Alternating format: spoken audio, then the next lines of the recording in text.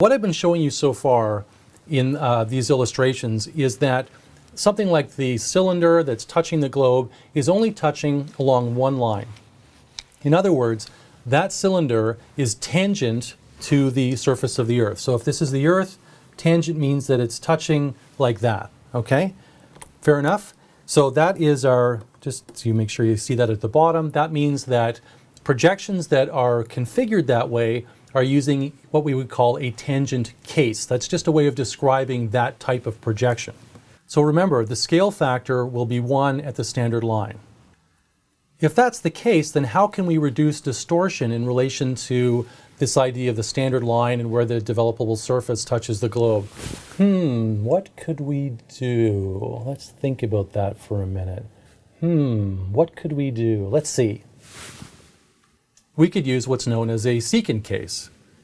If the scale factor equals 1 at the standard line, and the standard line is where the developable surface touches the globe, then why not make it so that that developable surface actually cuts through the globe?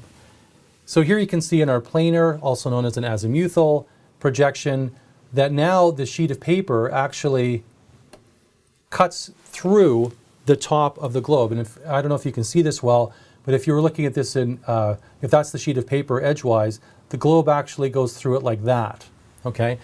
Now, what this has the result of doing or being is that before, with the planar projection, you just had the sheet of paper touching at a point. Now that we have it with a secant case where it's cutting through, that point has become a line. And what does that mean is that, well, if we have a line, that means that there's a larger area of our map that has no distortion because that's where the standard line is now. We've gone from a point to a line. With our cylindrical projection, our cylinder is now cutting through the globe. So again, just to make sure that's clear, if this is our cylinder, the globe is now doing this. And so we have a standard line here and a standard line there. That's what we're seeing there and there. So now we have two places where we have a standard line, two places where the scale factor equals 1 and there is no distortion. And the effect that has, of course, is that there's less distortion over our map in general, because remember, distortion increases away from the standard line. So the area between these standard lines will actually have less distortion than if you only had one standard line instead of two. The same thing is true with the conic secant case. Is now the cone is touching at two locations, so our globe kind of does this. And so now we have two standard lines here. Again, same idea, scale factor equals 1, two standard lines. We've reduced the amount of distortion on our map. So all of this is to say that it's a strategy that's used by map makers to reduce the amount of distortion overall on a map and to make it a higher quality map as an end product. You'll often see the ones I'm most familiar with are maps of Canada, and it's the same with the US, is that they will use a conic projection and two standard parallels, which are standard lines, and they'll specify those, especially if it's like an old-fashioned paper map or something. And what they're telling you is where the secant case, where the developable surface is touching the globe, where there's minimal or no distortion, so that you have a sense on the map how that relates to things like the scale factor. So let's think about scale factor a little bit in relation to the secant case. Remember, with our standard line, the scale factor equals 1 where it touches. Okay, we got that. And if we think of our light bulb as being inside, this is our light bulb. I'll draw a nice little light bulb, okay? So if it's shining up like that, it's going to exaggerate things so that things are going to be larger than they really are, if you think back to Greenland again. And so that makes sense that the scale factor is going to be greater than 1 because objects will look larger than they really are. The local scale will be larger than the principal scale. That means the scale factor will be greater than 1.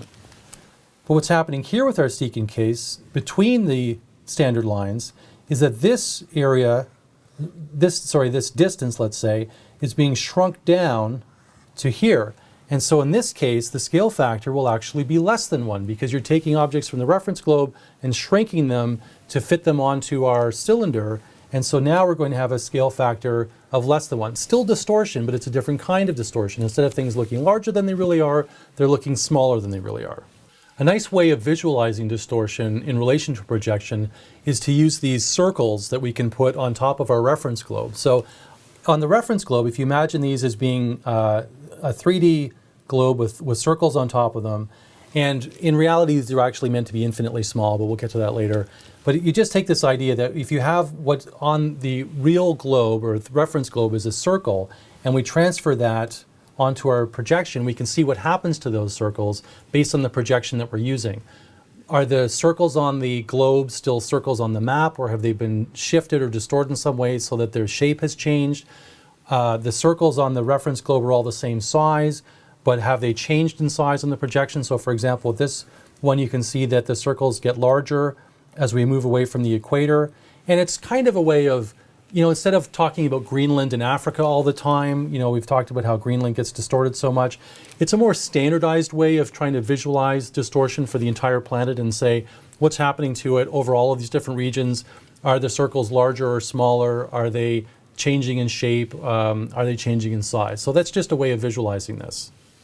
So when thinking about developable surfaces in relation to the reference globe and standard lines and how that relates to distortion, there's a rule of thumb that's often used when you're choosing a projection, and that is that we use a planar projection when making a map of the poles.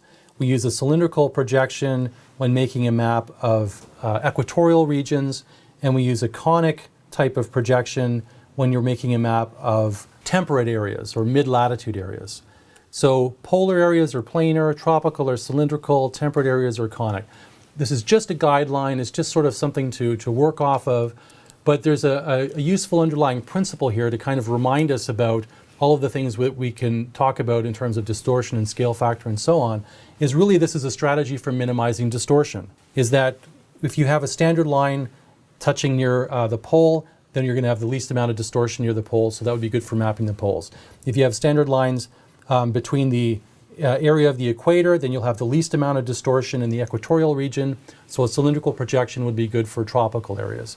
If you've got a cone with two standard lines touching at the temperate areas, then you're going to have less distortion, say for a map of Canada or the US or something like that, in which case you would use a conic type of projection for temperate areas. This is not to say you can't mix and match. You can move things around, as we'll see. You can take this sheet of paper and you can have it touch at the equator. You can take the cylinder and you can turn it sideways. There's lots of different ways to do this, but this is a good starting point, especially when you're just starting out, to kind of think about this. And they are often the more common strategies that you'll see in terms of making choices about developable surfaces and areas that are being mapped. So it's a good thing to keep in mind.